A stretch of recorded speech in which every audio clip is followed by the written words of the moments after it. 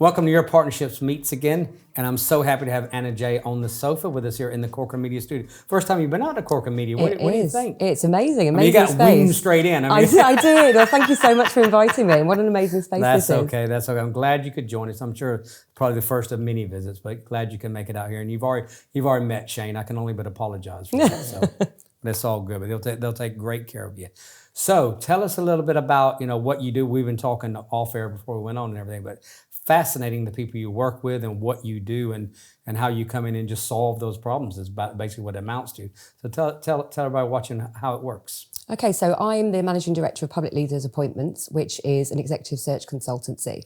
I work in the main with the public sector and with not-for-profit organisations, so charities, social enterprises, and businesses at the public-private interface.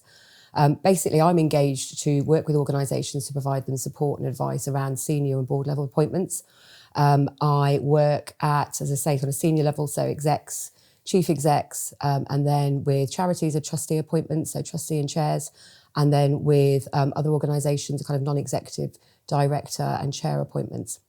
So basically, breaking it down to layman's terms, you're like the super level headhunter. Absolutely. I don't like the term headhunter, but that's exactly it. What it is. Own it. Yeah. I had a back there, we were talking just beforehand, I said I was doing hotels and resorts for a while, and my wife said I was like, where's Waldo? Because I would move some. I had there's one headhunter in Bristol. It's like she knew me. When I started getting, because my problem, I got a low boredom threshold. That's my biggest problem. And so it's like she knew exactly, she'd call up literally when I was thinking, oh, I'm ready for the next challenge. And straight away, I got the next thing for you. So, well, that's what I love doing, and I'm really fortunate that I've built amazing relationships with people who have become candidates, then clients, then candidates over the past 20 odd years. Because it is interesting.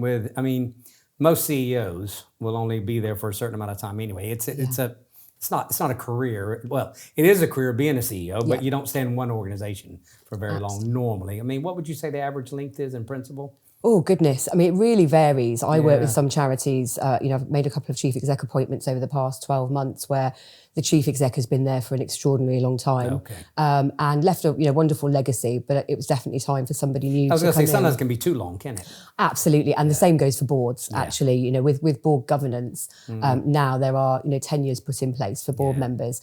But historically, I'm working with an organisation at the moment where some of the trustees have been there over 20 years, which is probably a little bit too long.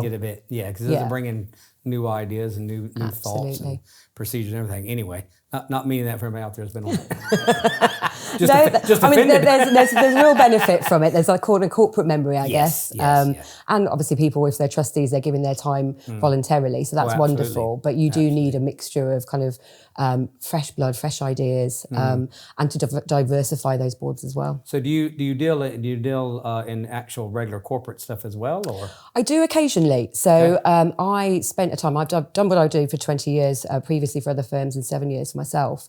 I spent a couple of years out in the Cayman Islands about 10 or so years ago and did something very different. So I worked recruiting lawyers for offshore law firms across the world.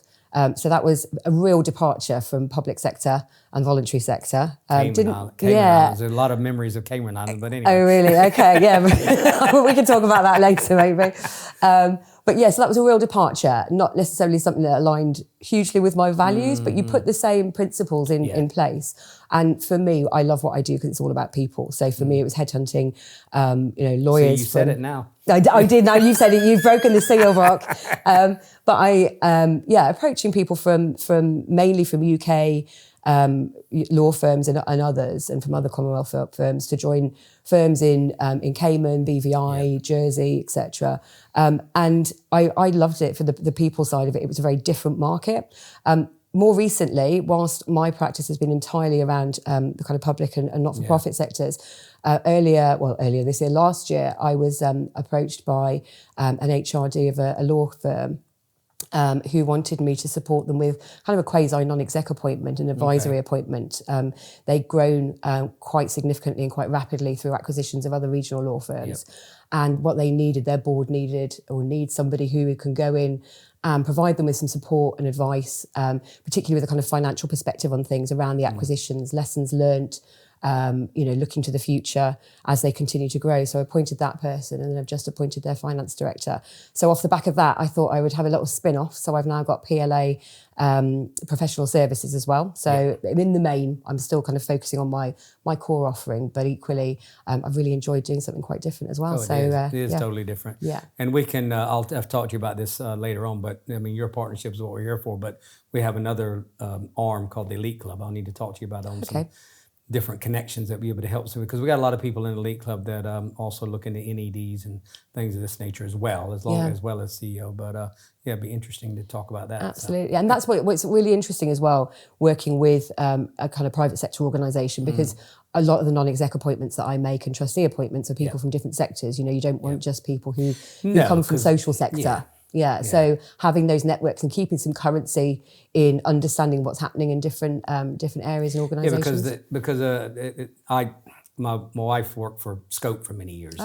And so I told you beforehand how I was looking at working with those type sectors, but you need that business acumen that the others brings in. It needs to be that mixture, doesn't it? You need to balance boards, absolutely. Have a bit of commercial acumen and commercial nous alongside the kind of, but the values need to kind of align with the organisation as well. So having a balance of people who understand how the organisation works, how the sector works, but also people who can bring their commercial perspective as well. Yeah, the commercial, along with the, as you said, the values, but also just even, you got the people that are there for that reason, because depending on what that charity or trust or CIC or whatever it is, that's a whole different situation. But it's interesting. Absolutely. Love it. So you must not get bored. I mean, you're No, absolutely. I never a dull day.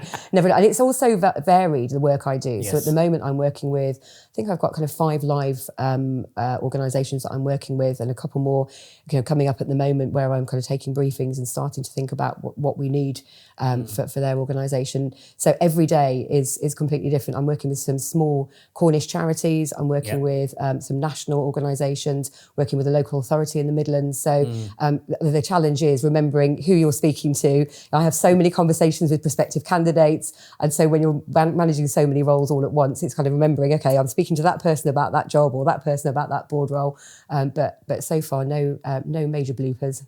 Well, bad news for you. I think you're about to get even busier, because I'm sitting here thinking about 50 people I know you could help. Oh, brilliant. Always good. So we'll definitely keep you busy. Yeah. Is there anything particular different that's happening for you coming up soon, or all? Well, going back onto the professional services, I've just been invited by the HR director of the law firm that I mentioned. She invited me last week to go and co-host a round table with her in London for something completely different and outside of the norm. So it's the National Family Business Conference, which I'd not come across before. So family-owned businesses, and we are hosting a round table panel kind of session on intergenerational workforces and recruitment and retention, and how best to approach recruitment and retention when you're working with people and employing people of different generations, because clearly different generations have different expectations. There's a lot of talk at the moment about younger people in the workforce now and their expectations. They've perhaps joined the workforce in COVID when it was purely home working, very different environment. And the skill set has changed so much as well. Skill sets have changed. With the introduction of AI, all those sorts of things. Digital work, digital being very much more, part of everyday working life. So it's around, making sure that you're very aware of what people want, and what motivates them. And, I think that people of maybe our age and older are used to... You're not as old as me. Get out of here. Oh, thank you. There are different things that you're used to different things in the workforce. You expect different things. Well, I was going to say, tiny little things that I see all the time is some of our people that they're in a network, they get frustrated by some of the young ones that don't even pick up a phone, because it's not just using a thing. But then again, people of my age that don't want to talk about AI. So it's just different. Yeah. It's different, but it's about how you manage that in the workforce as well, and making sure that you're kind of equipped to deal with everything, and actually utilising people in the workforce. There was something that I was reading over the weekend about kind of buddying systems in the workforce, to put a kind of very basic term on it, and actually having younger people, the younger workforce, educating people who are, perhaps more senior in their career, further on in their career, and vice versa. We had that a lot in the military because, as you can imagine, especially in fast advancing things in technology and everything, where obviously the younger ones knew more than the senior ones because they've just come through the whole schooling system on that. But it's learning how to do that, how that, you're still in charge, Yeah. you're still doing the senior management stuff, but not allowing you can't suppress their knowledge and their expertise in Absolutely. this. Yeah. And I think that's really interesting because it goes towards a lot of the work that I do on boards as well. I'm very passionate about diversity and about diversifying organisations, and that's particularly important for boards. Yeah. Having diversity of thought and perspective.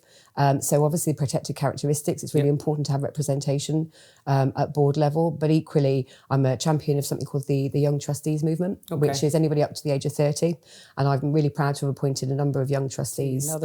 We're about to launch a under 35s network. Oh, wonderful. Brilliant. Well, that's a hunting ground Perfect for timing. me. Hunting ground for me.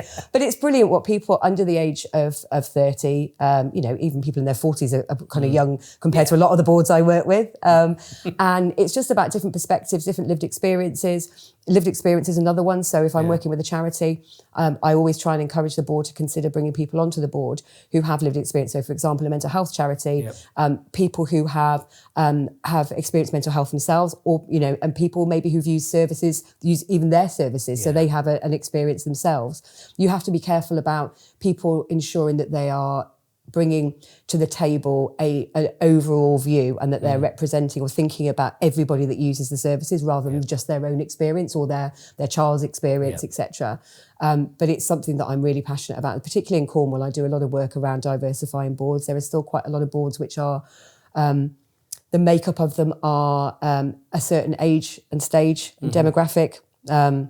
And working with them to say, actually, what you have on your boards and the fact that people give their time for free as a trustee is wonderful, not taking away from that. But actually, you need to think about succession planning. Yeah. You need to think about people being, going back to kind of younger people, being a bit more in touch with how you engage with people in the community and in society. And then people who bring their own lived experiences in different ways. So that's something I'm passionate 100%. About.